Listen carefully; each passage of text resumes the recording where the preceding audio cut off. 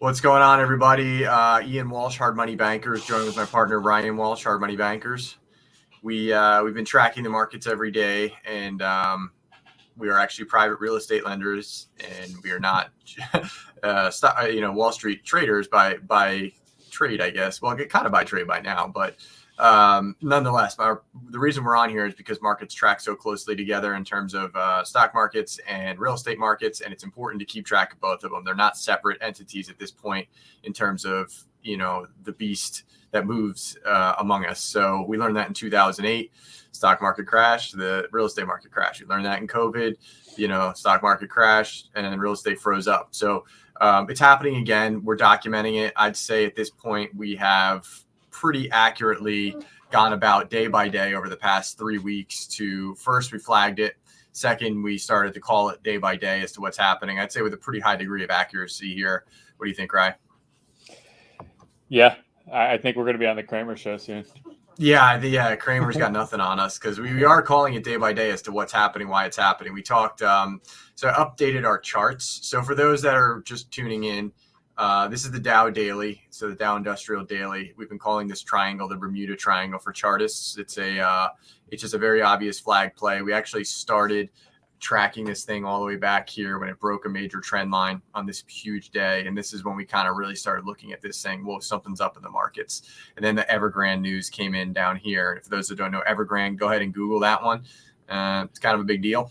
And then this was the debt ceiling that the market didn't care about as it rallied up to the backside of the trend line here, which was a major trend line, and just ricocheted it back down. And I said, hey, we're starting to get a triangle, which is where the buyers and the sellers start to really show their teeth and say, okay, we need to go over this line, this candle, to be saying to say the buyers have likely won. We need to go under this candle to say we're now in a downtrend or the first bear market we've seen in a long time.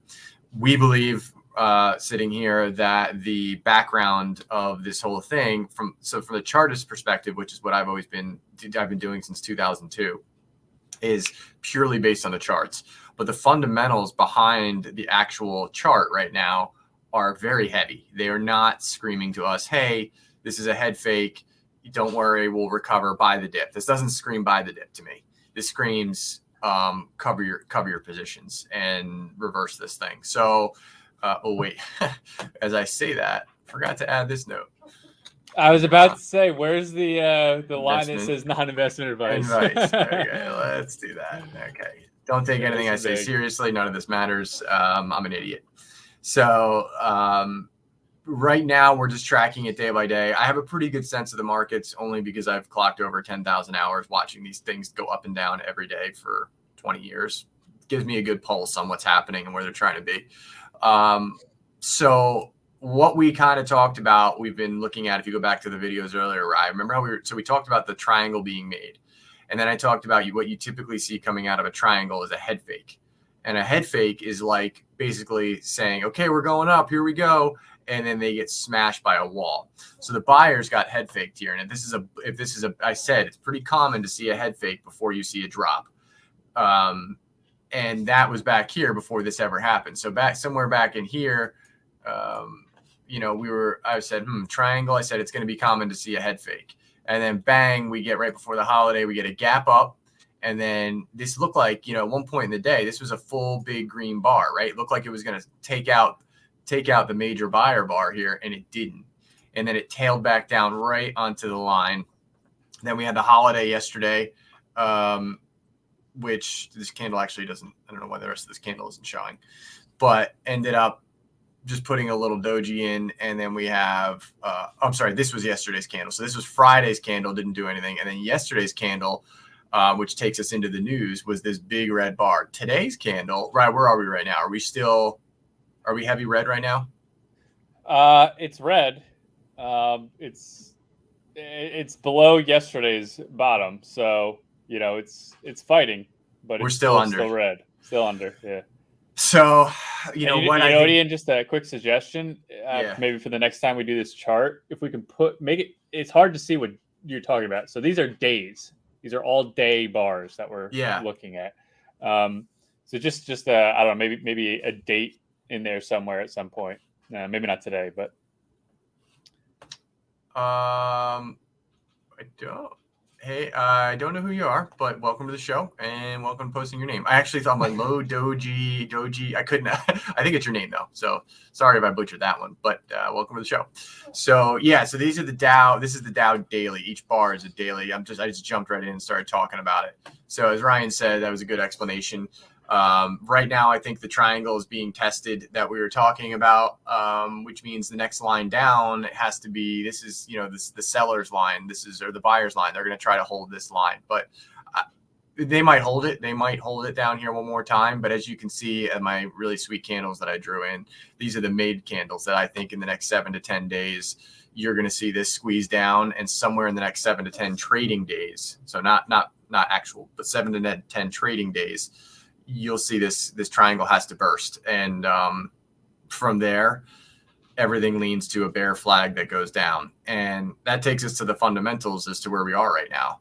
So first, we have Marc Wiser on the top of the screen. October 24th is the day the stock market crashed in 1929. So Marc's remaining. He has a permanent fixture on this chart. But on the background, let's talk about like what people are experiencing on a day-to-day basis right now, right? We have so the thing that sent you know what we got to do, Ian? We got to draw a line from the 24th up so we can see the approach to D-Day. Oh, okay. I see what you're saying. Like where is that in this chart? Yeah. Okay. 24th.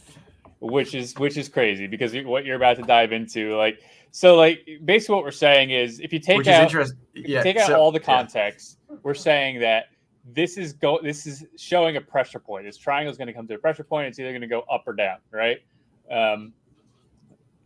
Now, if you start adding in context, which is the China bond market, the Evergrande competitors, the supply chain, the gas, you all see that coming to a head over the next week or two, and not some sort of resolution where like a vaccine comes out and we all go up, right?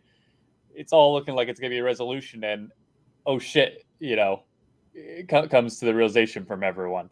The timing of it seems to be lining up quite nicely. Yeah. With Yeah, it does, Mark. That's the 24th. I didn't even notice it until Ryan said it. So what we've been drawing out every day is lining perfectly up to the 24th. I did not realize that until Ryan said, draw the line. 24th. Yikes. Okay, so this crystal ball is perfectly lining up to the tip of the triangle of compression. Lovely. I mean, just fantastic. So right now, what we're seeing is if you ever stood on a dock and you saw like the Titanic just coming at you and realizing it's moving like 3 miles an hour, but you cannot do anything about it and you don't know what to do. Like that's what's happening right now. Like we were watching the Titanic just, or like a gigantic cruise ship just basically, and instead of like parking itself, it's just going to continue to just blow through as far into the township as it can here. So, or into the dock. So, but yeah, I just got chills down my spine looking at that date. I wasn't even paying attention to that. And Ryan just said to do that. And that is well, you can all see the chart pretty clearly if you've been following what that means. So it does not shock us at this point that the 24th lines up to that date. And that is, what do they call self-fulfilling prophecy to the next level. So yeah, but the background right now, the things that are leading that into that yesterday, I don't know if anybody picked up on the markets, but the China bond market, China's markets right now are absolutely in turmoil. And yesterday, the bond market just absolutely got trashed. So we had that, yes, and that's going to continue. That doesn't happen for one day and then go away. Evergrande's competitors, there are news of them coming out either failing. So it's not just the 122nd, biggest company in the world. It's probably the 123rd and the 121st, so we have them failing all around. Which is exactly what we said when this whole Evergrande thing started, right? We said it's not Evergrande that's going to single-handedly do this. It was wait until all of a sudden the next company and then the next company and the next company. Domino. And domino's happening. It is happening in real time right now. It's happening. Yeah, that's and I want to be like there is no I told you so here. Like that doesn't. I hope people don't think we're doing that because there's no I told you so. Like this is This is not good. Like this is not like I don't want to see people. It's gonna hurt. It's definitely gonna hurt. And yeah, I mean we have a light energy about it right now because nothing's happened, right? People still can get their Amazon things, somewhat but that's also on its own way of fading out. I don't know if anybody's been noticing their Amazon orders. Every Amazon order right now has been depends what you get. Depends what the item is. Okay. But yeah, Black Monday. Oh, what's this one? 10/19, 1987. Oh my gosh. Stop it, Mark. Wait a minute. So the 19th would be next Tuesday. So the 18th or the 20th. Oh gosh. That puts us right about here. Gosh. Marc Wiser is single-handedly causing this market to crash. Let me draw that correctly. It is. I just realized it's a surfboard on Marc Wiser's picture. I thought it was just like him peering around a fence. Like creeping around a fence. Yeah. All right, so now we've got. Oh, man, this chart is getting nuts. Okay, Marc Wiser. Again, strikes 10/19, 1987, Black Monday. This is the one. This one where people are throwing themselves off buildings. 1987, they were doing that. That was Black Monday. They did that, and the stock market crash. Obviously. So we actually got a really good comment here from Evan. How do you make money during a crash? Have the balls to short the top. No. So, or you're saying from a wait, this is gonna bother me. You're saying like, I guess it depends what industry you're in. From the stock market perspective, it depends just how you trade. Like, even though I am kind of just seeing this from a chartist perspective, I'm like I trade both long and short every day still during this because there's still good moves in intraday. But like, I guess if you're trading over like a 10-year period, this, I've got to imagine that if you're holding for a decade or 5 years, that this moment in time is what should be well on your radar as to, okay, I'm either potentially going to liquidate some position here or I'm going to short this thing. And we were talking about taking a short, with a stop over the highs of all-time highs and saying, what if you're in the business of hard money lending? So Evan says, what if you're in the business of hard money lending? My answer is, how do you make money in this? That actually the making money, it's more like protecting money, actually came a year ago and 6 months ago when you underwrote your deals. So if I underwrote them correctly, then it was insulated. And that's why, people talk about like the hard money lending, like 65% of ARV and that kind of stuff. That's for insulation during a pullback. And yes, Evan, or Mark, yes, great suggestion. How do you make money? Open soup kitchens and funeral parlors, or funeral pullers as well. You can open them. Either one will make you money in the event of a crash. That is correct. Yeah, I mean, just to go back to Evan's comment there, if you're in the business of hard money lending, as Ian said, it's about protecting money when the market is moving, right? So it all comes down to the underwriting.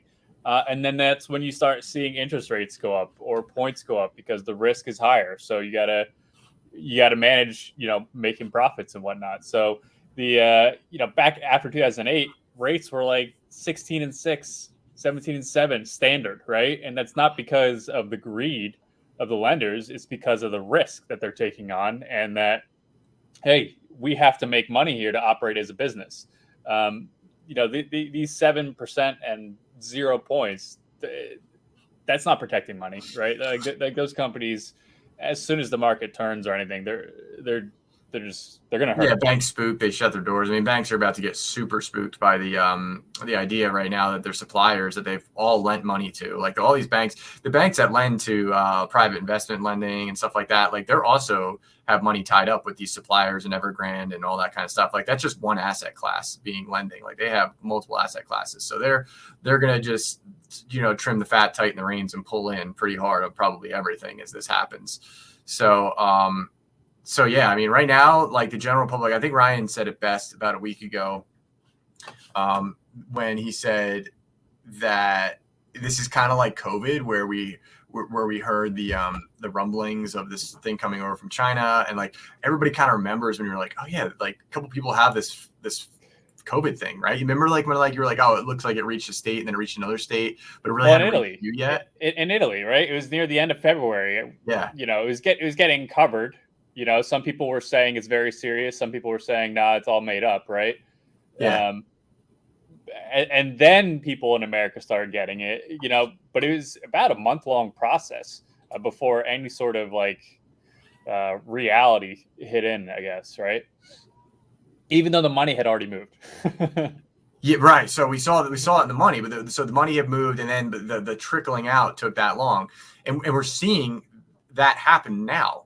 Like we're all kind of like, man, did you hear that crazy stuff about the gas prices, or did you hear that crazy stuff about, you know, why is my Amazon delivery taking longer? Like we're hearing it, we're feeling it, like it's kind of around us. You're kind of touching it. It's not breaking your day-to-day habits yet, but it's happening more. Like I was saying, Ryan said with Amazon, you know, what exactly, you know, it depends what you're buying, right? Well, I've noticed since about 2 weeks ago, it's been more and more stuff.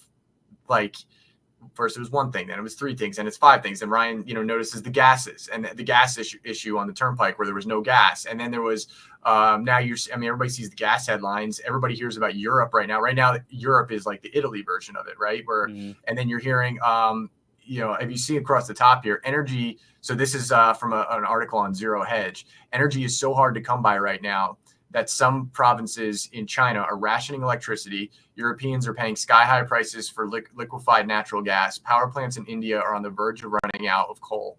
And the average price per gallon of regular gasoline in the United States stood at $3.25 as of Friday, up from $1.72 in April.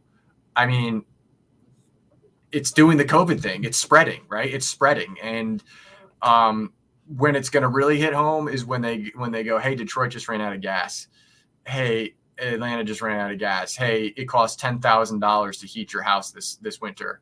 So Evan says, what should people be stocking up on right now? I mean, do you want to know what I've stocked up on? You should see what I got. I mean, I have a bug out bag that cost me $5,000 to put together. Like I'm not the guy to maybe ask that question to. But I do have, you know, I honestly, like I do have 100 pounds of rice. I have 50 pounds of black beans. I have stored meat. Like, and if anybody comes to my house, there's going to be a problem, you know, but like I have things that you know, I think actual, toilet paper. Exactly. Thank you, Mark. And toilet paper. I do have a pretty good bit of toilet paper, but we saw like what happened during COVID. Like all it took was that little bit of panic. And everybody remembers like what Walmart and Kmart look like, and I'm saying this, like, I'm talking about this like it was some like crazy event in world history that we did. It was like, a year and a half ago. We all went through this, and it was a year and a half ago. Like it was a warning shot across the bow. I think we've been calling it that for a while now. COVID was like, look, guys, some crazy shit's going to go down in like a year and a half. Okay, we're going to show you. We're going to give you a warning, like fire drill. We're going to do a quick fire drill. Everybody outside. Okay, the police are going to come, and then we're going to pretend it was a real fire. Okay, what would you have done differently? How would you have handled this? That's what COVID felt like to me. And because it happened so fast, everybody recovered. Nobody even saw, like, you know, and obviously people, I'm talking about economy wise, but like the overall economy just went right back up. So it was a warning shot in how to play this. And, I don't think, you know, there's real rumblings about the US dollar collapsing. And the more this goes on, the more you start to think about that's a potential thing. And you go, well, with cryptocurrency out there, you know, and there was an article about the Fed announced that they were looking into researching the idea of releasing a Fed crypto, like a US cryptocurrency. And I thought about that, right? So I don't really know how that's going to happen, but here's what I thought. Okay. I want you to take your US dollar that you don't believe in anymore, that has completely collapsed, and we're going to call it the electronic, not US dollar. And you have to buy all of this. And now this is your new form of money. Like, we're already in a cryptocurrency in the United States. Like, who has cash, right? Everything is done electronically, and it's a failing currency. So now we're going to go over to they're just going to rename it. Like, that doesn't work either. So I don't know how they're going to plan on implementing that when it comes time. Unless it's the North American dollar. with Canada and Mexico on board. The North American dollar, you'd have to combine, right? You combine other economies, but even though something's got to give in terms of that happening. But as far as just telling us it's the U.S. dollar is a different name, you're not going to convince other countries to buy into that. The last time we saw this kind of discrepancy, we came off, the stagflation thing is all over the news right now. People are using that word. And stagflation happened in the 70s. In the 70s, we came off the gold standard. So are we going to come off the U.S. dollar and into the crypto world? Your guess is as good as mine. But the other problem with that is to implement that, to me, is a several-year process with a ton of stimulus dollars, and all the while you're trying to find a bottom and hope that solution is the case. And then you all of a sudden say, now we're into cryptocurrency as a world. And then you go, okay, we'll implement it. Well, people aren't going to stop tanking the market until they believe that the implementation of it is working. Because what if you go to implement it and everybody's like, yeah, we're not doing that. I'm not doing that. I'm not doing that. And all of a sudden you go, holy cow, it didn't work. This is just where does that put us? Where does that put everybody? People think crypto is great, but need to realize it only works if the internet works. So people think crypto is great. Yes, that is true. That is true. Evan, point of the day. So we've also seen this in other countries where governments have shut off the internet. So yes, if the government decides to shut off the internet, they shut off crypto, and it's possible. You can definitely squeeze the internet, right? Like you just reduce the bandwidth and it doesnn't exist. You could argue you could do that now, though, right? Like if you could do that now. Yeah, you pay that everything credit card. The only thing, cash, you can still do at your local stores. So if they're gonna take it, like I'm a store, I'm like, I don't know what this is worth anymore. This green dollar thing, it's just a green piece of paper to me. Mortgage rates were 15% in the 70s, coming off the gold standard. Yeah, and we had you had that was into the 80s, into the early 80s. You had 16, 17%, like not hard money, ladies and gentlemen. This was like go buy a house at 18% interest rate. So put that around your head. Everybody's talking about our money being expensive. That would be a bargain. Remember Mike McCann was telling us, he's like, man, I lived through the 80s when people were having those interest rates, and it didn't seem like anything could pull the real estate market out of what it was in. No, seller financing looks super attractive coming off 3%. But it was interesting. So Mike McCann's one of those guys that has survived many cycles. And so I made that comment the other day because I was just baiting everybody in on my profile to say, hey, has the market changed? I think I'm going to post it again this Friday because everybody said no when we were saying, guys, it's changing. But I was just saying what everybody said. But one person that did come out and made a very interesting comment was Mike McCann said, the seasons have changed. Then I was like, oh, that was like a cryptic way of Mike saying something's in the air is changing. Like Mike obviously has been around this. He's seen this, and he's saying this, the seasons are changing. Or he was just pointing out that he's pointing out it's fall. Yeah, I'm sure that's also possible. So I thought it was a very well said, elegant way of saying, guys, like we're about to experience some stuff here. So yeah, I think right now everything is unfortunately or fortunately or whatever playing out the way it is. If you got the balls, take the biggest short of your life. This is not investment advice. Don't do that. Or if you are forever by the dips, go ahead. I can tell you right now, I'd feel a whole lot more comfortable taking a short on this chart than I would a long, like to tell you this is a dip. I don't have that in me to say that this is a dip. What about you, Ryan? What's your feel on that? We're in the middle of the triangle battle, so I and Marc Wiser calling out the 19th and the 24th. Like, man, I did not realize the triangle lined up the way it is right now. Didn't see that coming. 99. Oh, here's Mark's got one. 99% of the population does not understand crypto, which can't be used as money. That is correct, Mark. That's exactly what I've been saying. I've been saying that not online, but you're correct. So our observation lines up.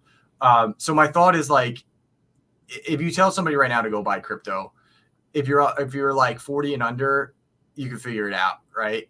But like, there's a whole generation that controls all the wealth in this world that really would not know how to buy crypto. It's not streamlined enough.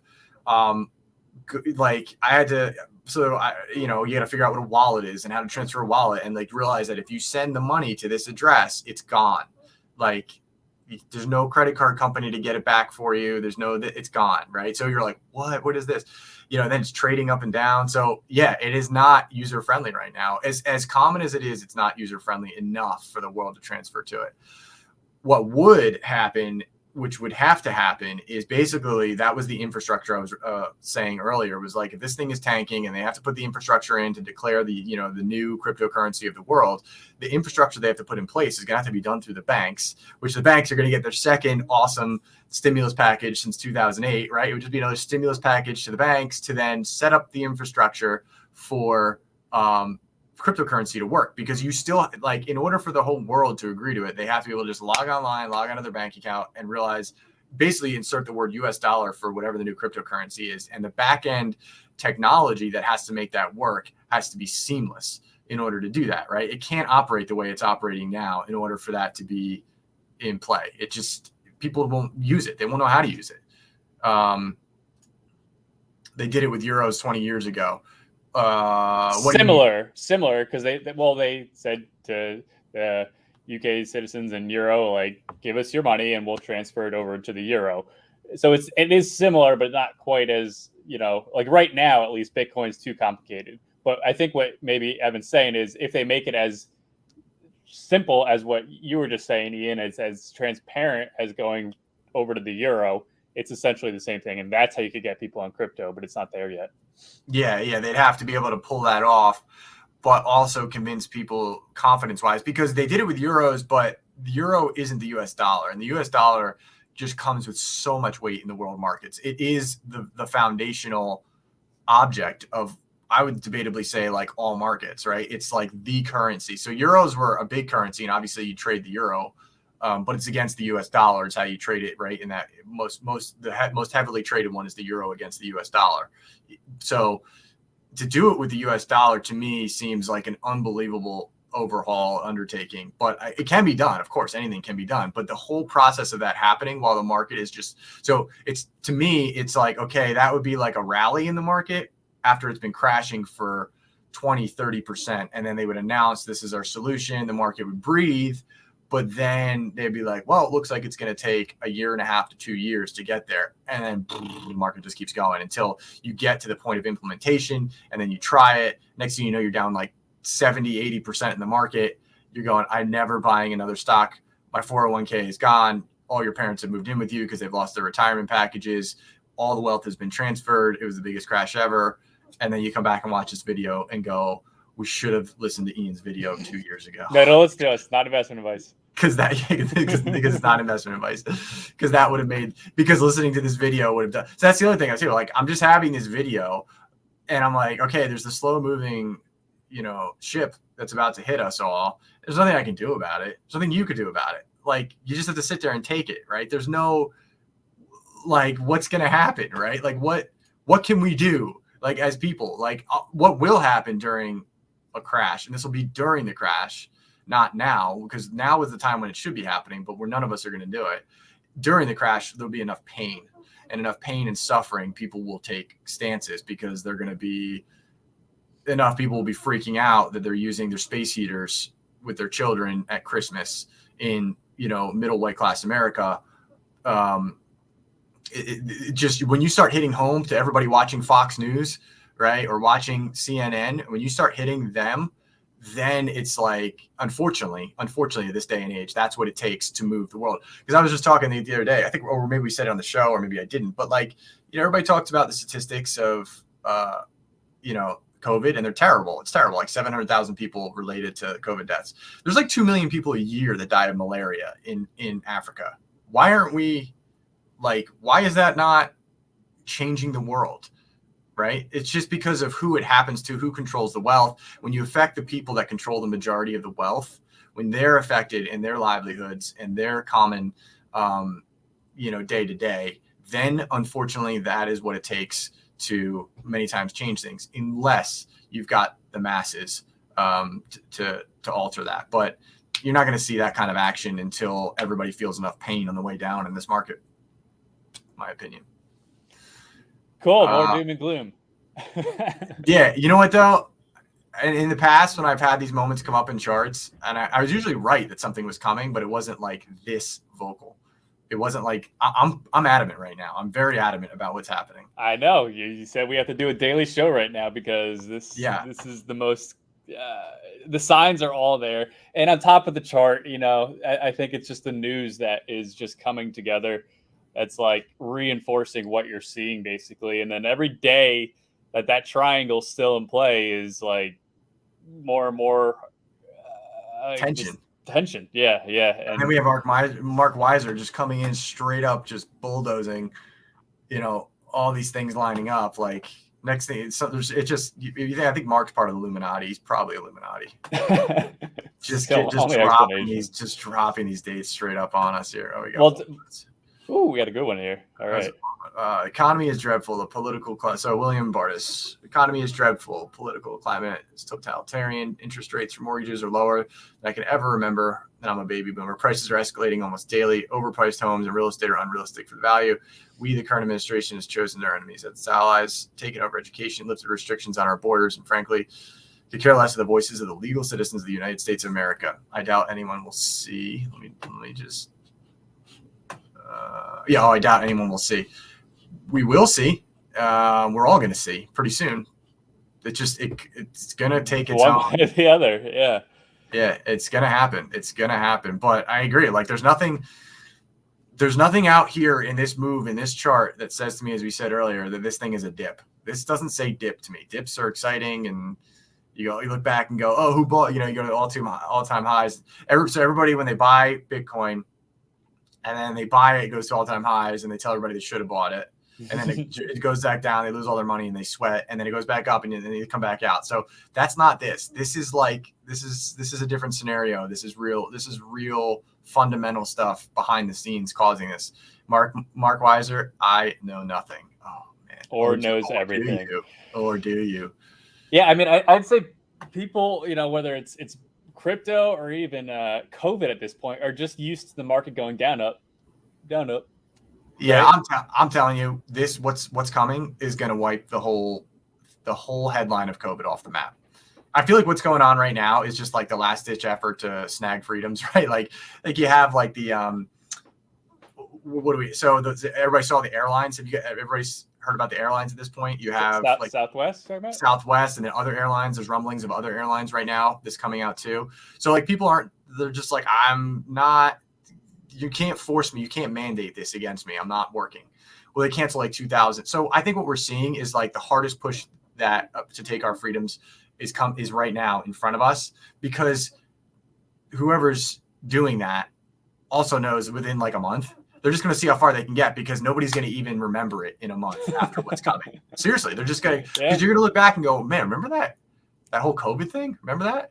Like, that's what this is going to do. And they need their next headline to do that. And then the next one beyond that will wipe off the Grand Recession. But this one will be called, I don't know if this will be called the Grand Recession. This might be the Grand Depression.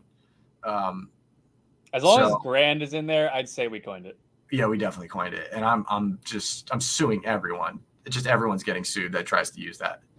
I'm just gonna just Donald Trump it. Everybody's getting sued. This is not investment advice, and you're getting sued. So, thanks for watching, everyone. Yeah, thanks for watching. Have a great day. I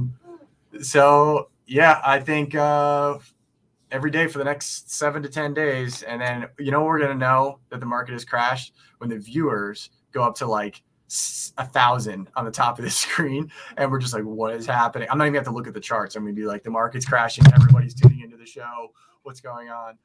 So that's when I'm stopping the show, because then somebody's gonna be coming after us, or the internet or the government is throttling the internet, per earlier in our show. Tie it all together, leave it at that. Tie it at that. I like it. All right, thanks for joining. We'll be back tomorrow and we'll update on the triangle. Goodbye.